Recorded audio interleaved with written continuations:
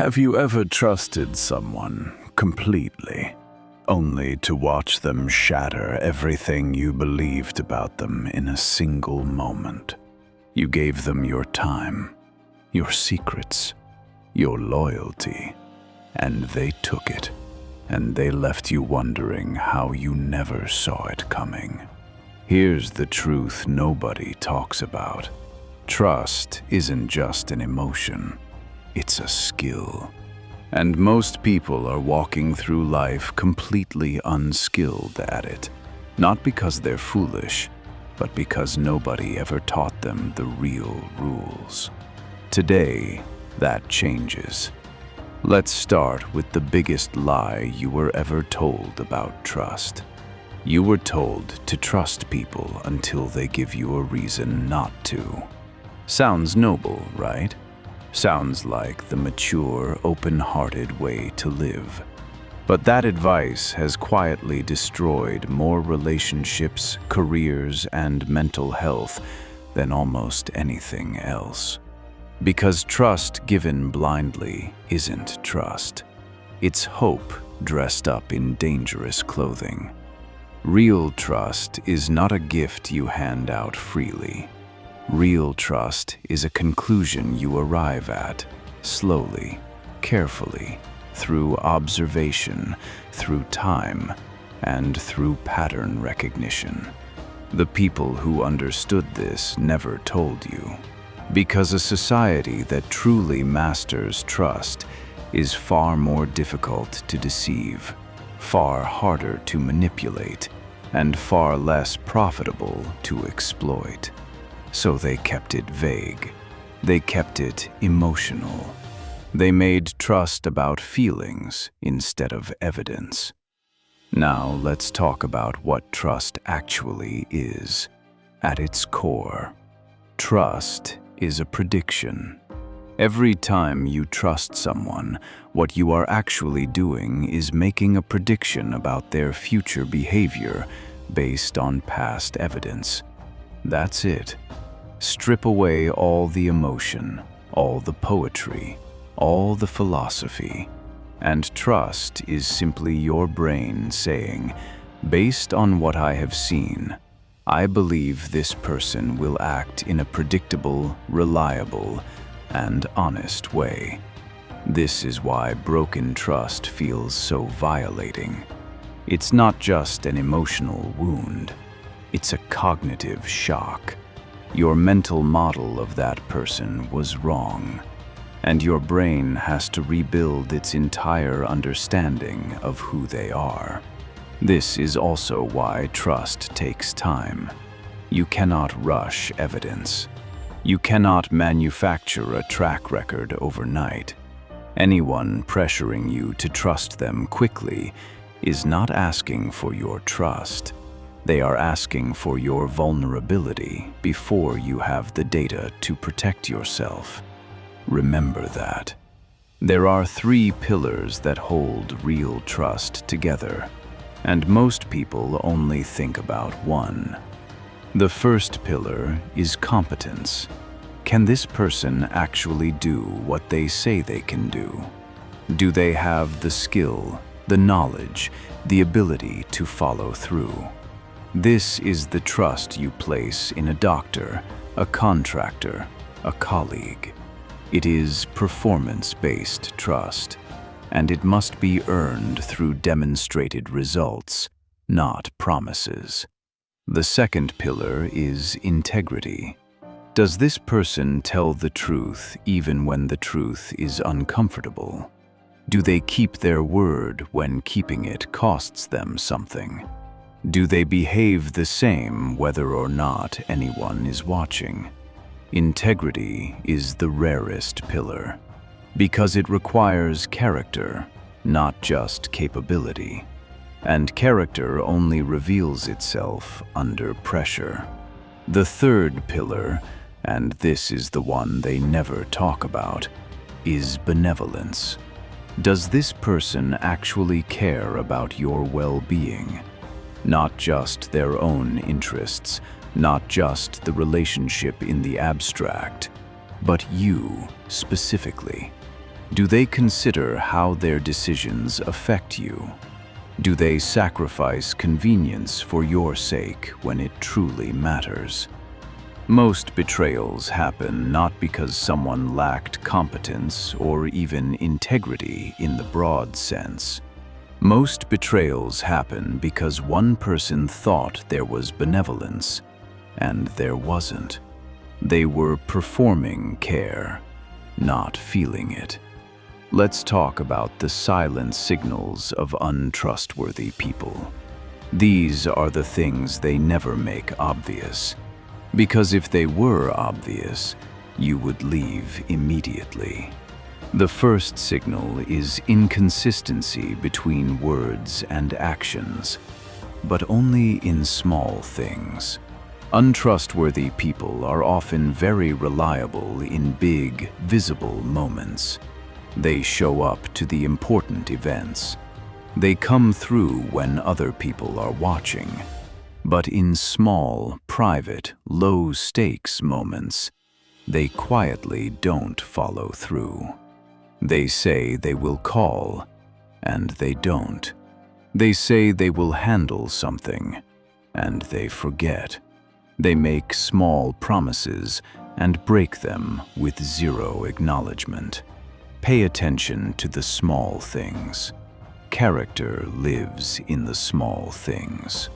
The second signal is how they talk about other people behind their backs. If someone freely shares the secrets, flaws, and failures of others with you, understand one thing clearly. You are not special to them. You are simply the current audience. And the moment you are not in the room, you become the story they are telling someone else. The third signal is how they respond to your boundaries. A trustworthy person, when they encounter a boundary they don't understand, will ask questions. They will try to understand. They may disagree, but they will respect. An untrustworthy person will push. They will minimize. They will make you feel dramatic, oversensitive, or unreasonable for having needs at all, because your boundaries are inconvenient to their access. The fourth signal is how they handle being wrong. Watch what someone does the moment they make a mistake that affects you. Do they own it immediately, fully, without conditions? Or do they deflect, minimize, explain away, or subtly shift the blame back to you? How someone handles being wrong tells you everything about whether they value truth or only value their own image. Now let's talk about rebuilding trust once it's been broken, because this is where most people go wrong. The first mistake people make is rebuilding too fast. When trust is broken, there is enormous social pressure, especially in close relationships, to forgive quickly, move forward, and not dwell in the discomfort. And so people rush back to normal before normal has actually been reestablished. Rebuilding trust is not a conversation. It is not an apology. It is not a promise. Rebuilding trust is a new track record, built slowly, consistently, over time, with full acknowledgement of what was broken and genuine change in the behavior that broke it. If someone is asking you to trust them again based only on words, they are asking you to skip the process. And skipping the process is exactly how you end up in the same place, twice as wounded. The second mistake is rebuilding without renegotiating. After a betrayal, the terms of the relationship have changed, whether both people acknowledge it or not. What was acceptable before may no longer be acceptable. What was assumed before must now be explicitly stated. Do not rebuild on the same foundation. The foundation cracked. Inspect it, reinforce it, or build something new. Let's talk about trusting yourself Because this is the trust most people completely abandon after they've been hurt. When someone betrays your trust, the natural human response is self-doubt. You start asking, "How did I miss this? Why didn't I see the signs? What is wrong with my judgment?" And slowly, quietly, you stop trusting your own instincts. You second-guess your read on people. You either become hyper-vigilant and see threats everywhere, or you overcorrect and become even more naively open, trying to prove to yourself that you are not bitter. Neither is healthy. Both are wounds.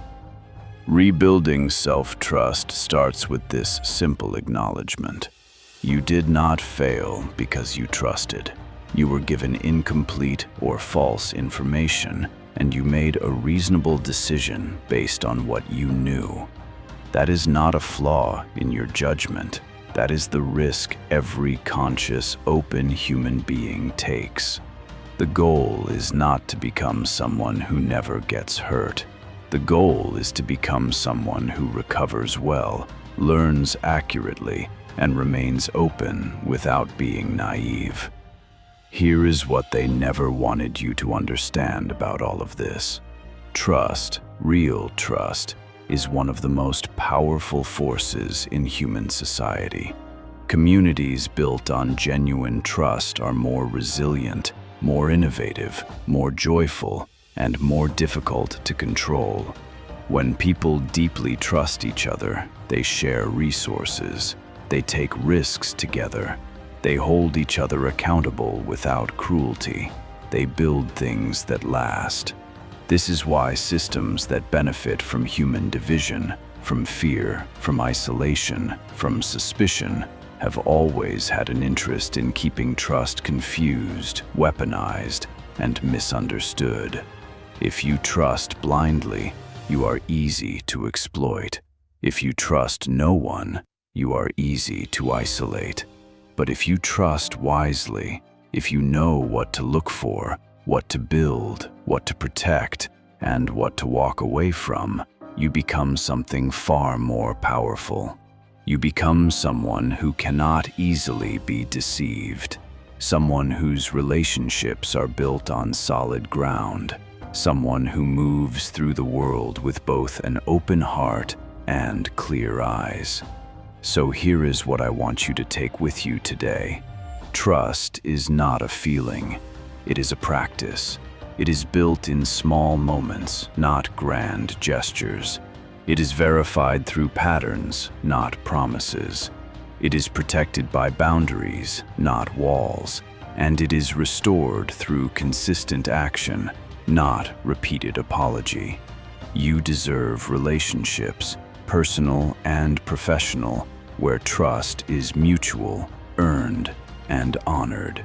Don't give that gift away cheaply, and never let anyone convince you that requiring evidence of trustworthiness makes you damaged, closed, or unloving. It makes you wise.